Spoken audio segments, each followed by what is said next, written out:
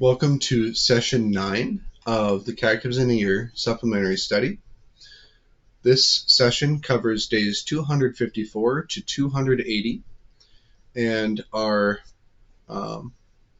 reading covers paragraphs 1928, 1928 through 2167. We are still on the Life in Christ portion of the Catechism.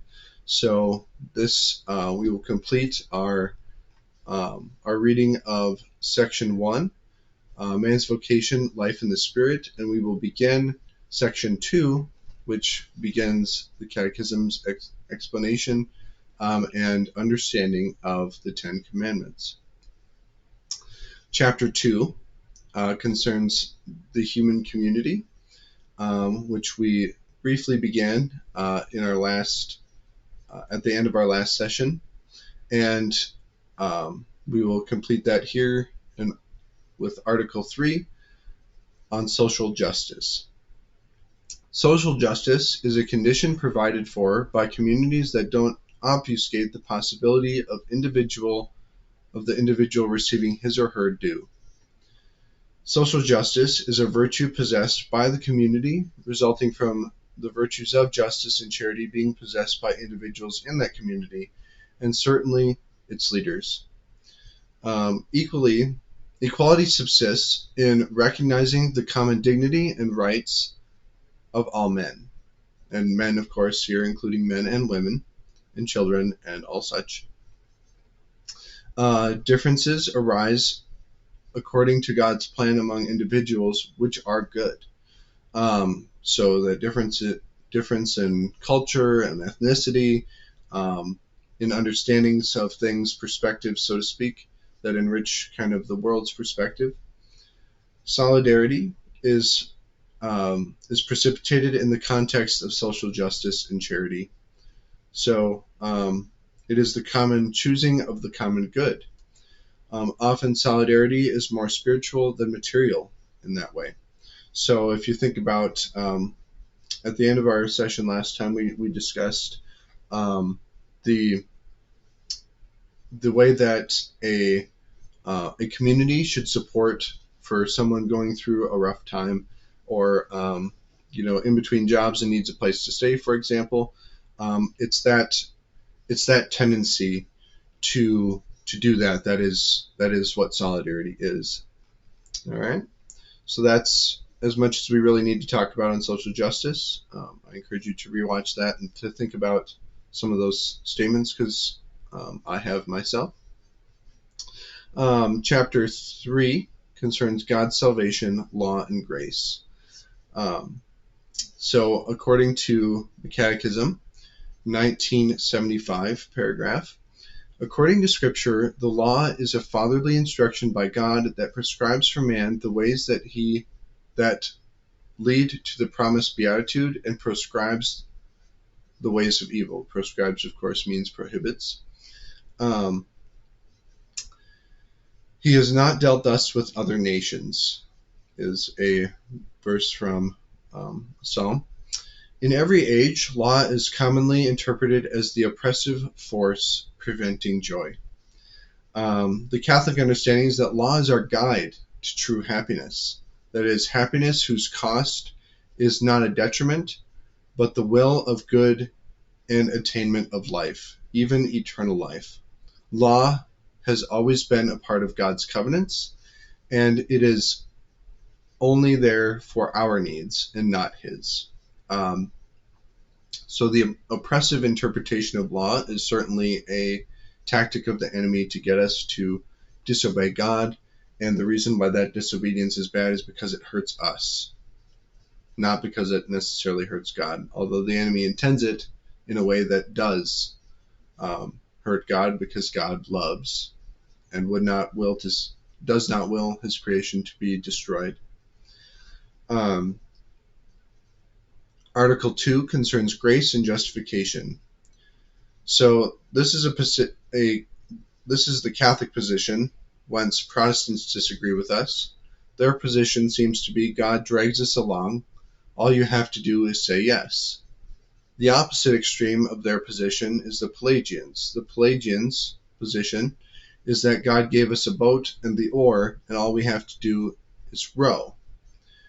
So it kind of reduces sin to that legal understanding.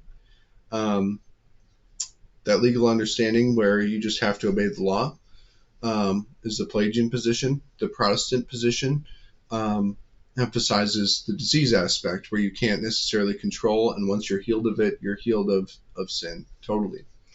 The Catholic position is that God gave us the boat and the oars and the inspiration to get in, the strength to keep going when it's difficult, and all such.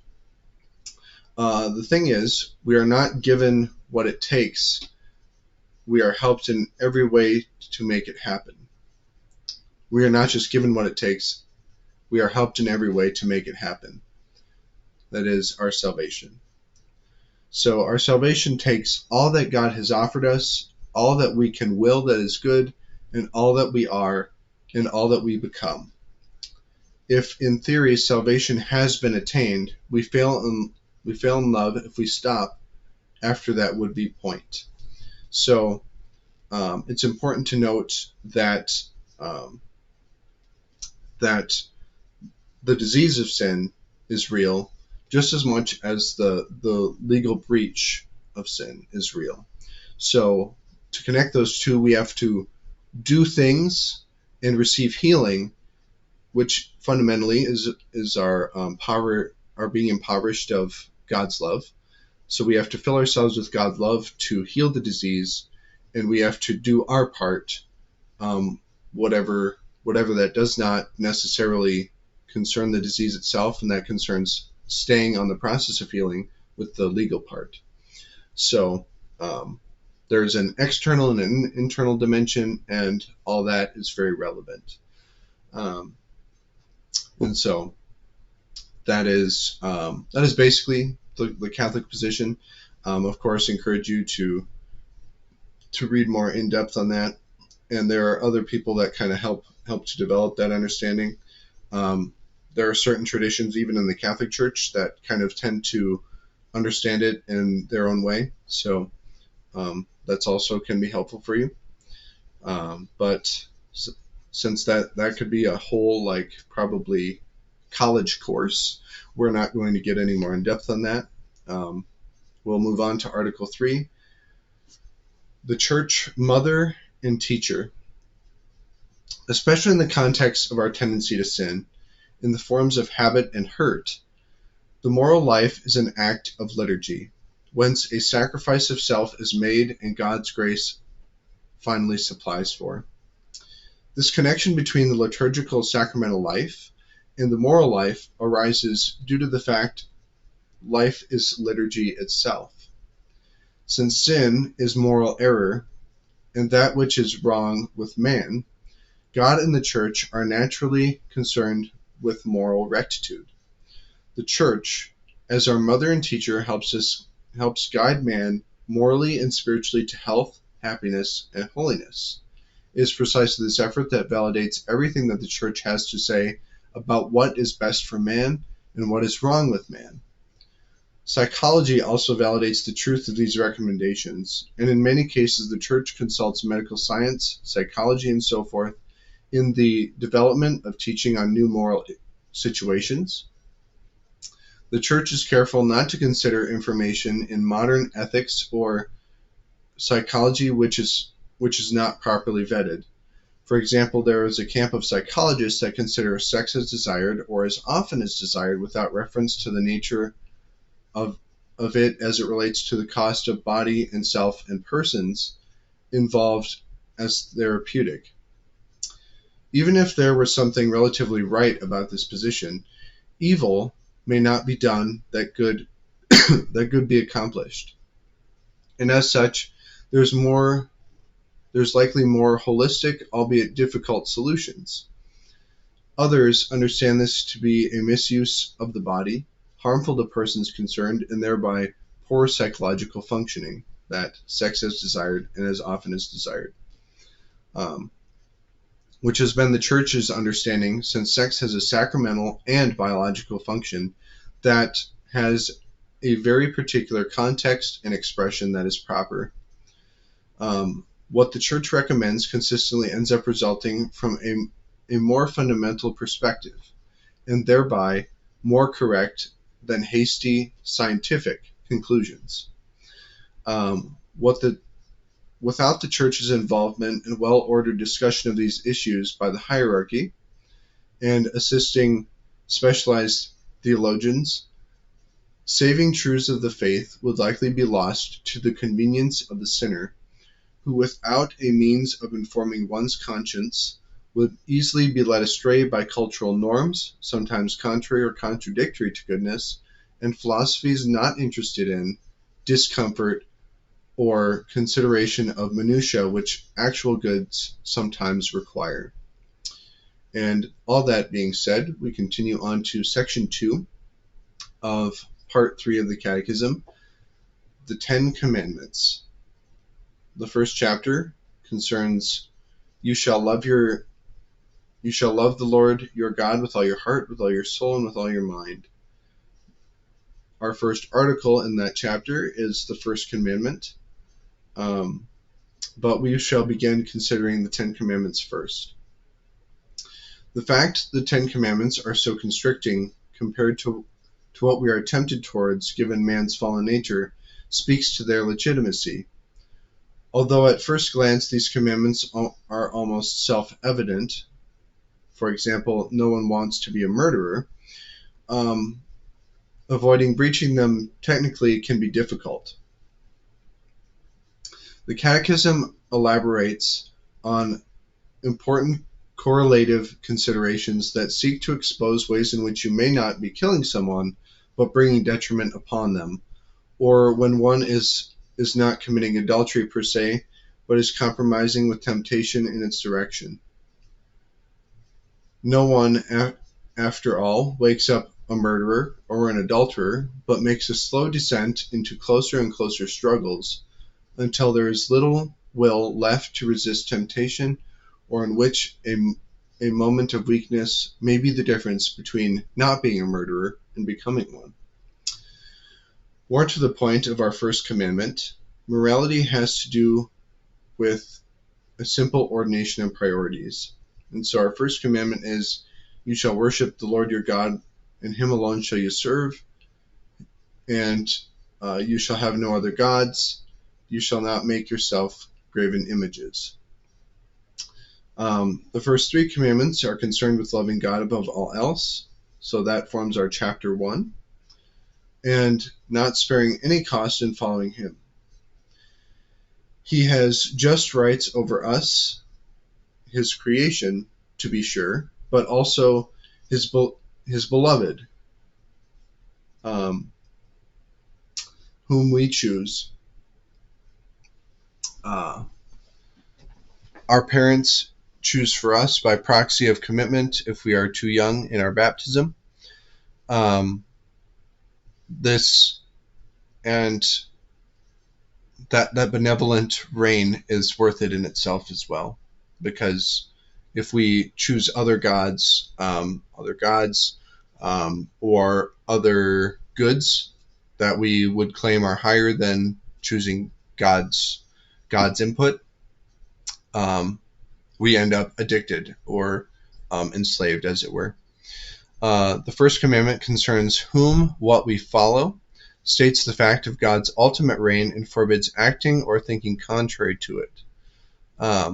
This is, as we may remember from the beginning of the Catechism, has nothing to do with what God needs, but where our good is actually found.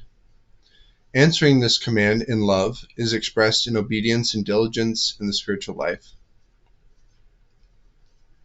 Authentic worship, learning more and more about God, purging sins, and others are included in this obedience and diligence.